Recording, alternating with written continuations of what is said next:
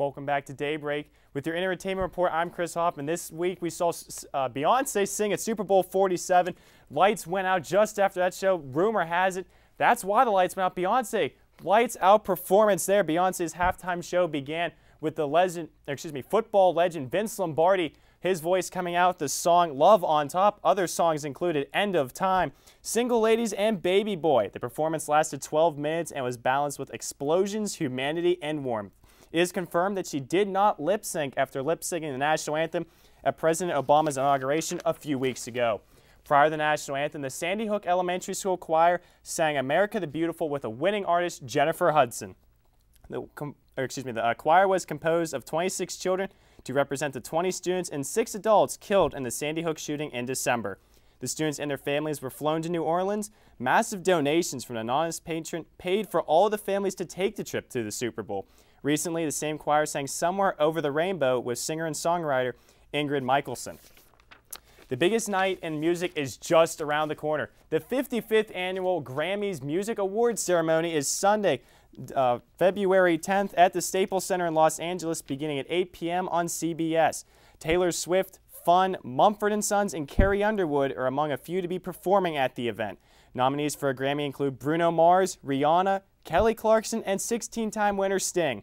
Clarkson is nominated for Record of the Year along with John Haynes, Jesse Shatkin, and Chris Gehringer. Once again, they're on CBS 8 p.m. this past Sunday. The son of Barney and Friends creator Patrick Leach was not spreading the message of love and creation that the big purple dinosaur really loves to spread. Leach was charged with attempted murder last week and was arraigned on an assault charges last Tuesday. Leach was arrested last month after shooting a 49-year-old man in the chest in Malibu. He's also charged with fleeing a crime scene. Police say they have recovered evidence from the scene that that convicts Leach to the murder. Leach has been the victim has been recovering in a hospital. Police have not found any motive for the shooting of the victim. Leach is currently out on $1 million bond. That's all for your entertainment report this week. Now back to Alex and Celina at the couch. In December, you put together and hosted the Miss Point Park Pageant right here on campus. Well, I didn't host it, but I wanted to. I couldn't because it was a conflict of interest. But Julian Singleton actually hosted it for us. He did a great job. The idea kind of came about when a former Miss Pennsylvania, who's a student here, Julian Sheldon, a really good friend of mine, kind of approached me and said, do you want to help me plan and organize a pageant to get more girls to go to the state competition in May, or in June rather? And I said, sure. So we got all the grants and all the funding from USG, from the school, went around to different businesses and got local funding and fundraising and sort of different sponsorships for the event. And then Brittany Pent and then Melissa Clark were both of our winners. So, that's so great. And then they're both competing coming They up are. right They'll both be competing in the state pageant come, I think it's the end of May this year. So they've got a chance at going to Miss America. That's great. That's great you were a part of that. I know. I was so happy to be able to do it. So, and this is a package that Ken made for us. So great. The GRW Theater played host to the 2012 Miss Point Park Scholarship Pageant, directed by Point Park Senior Broadcasting major Alex Peterson, and also organized and directed by 2011 Miss Pennsylvania Julianne Sheldon. 6 beautiful Point Park women competed for the titles of Miss Point Park and Miss Steeltown 2012.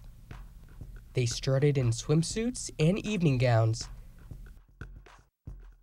answered an onstage question, and performed a talent. You can say what you want, I'm not walking out. Over, start coming up over.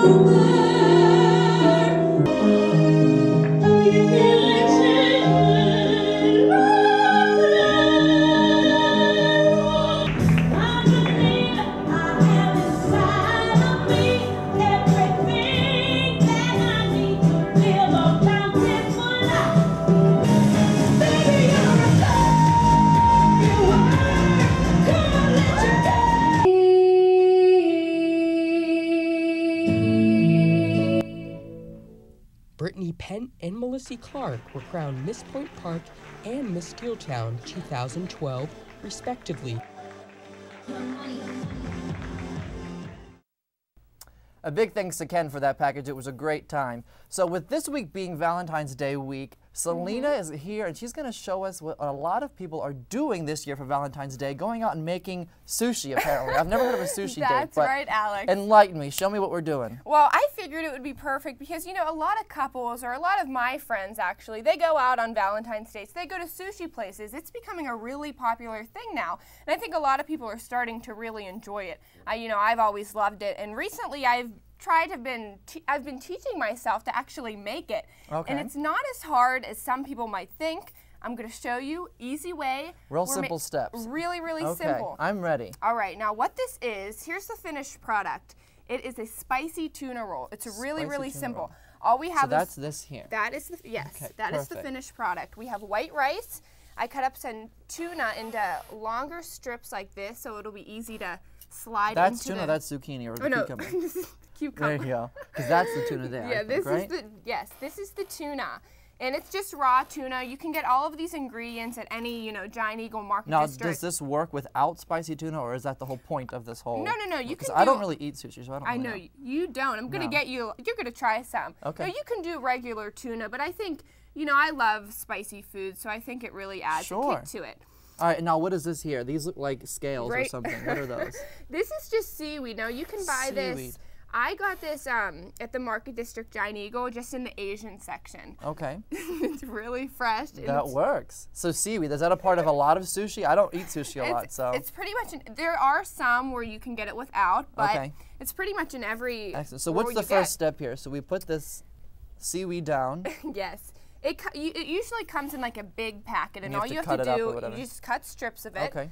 And what we did right here, you probably can't really see that. And then get your, I don't have any utensils, so use you can get your these. chopsticks. I'll use my fingers, they're clean. And just get your rice, and you kind of just, you have to make sure you put the rice in the refrigerator though, at least for a good half an hour, just to get it so it really sticks together. So and it it kind doesn't of fall clumps apart. together. Okay. Right. And so once you do that, it'll be easier to roll. You can get your tuna. I love spicy tuna, so I try to put as much in there as I can.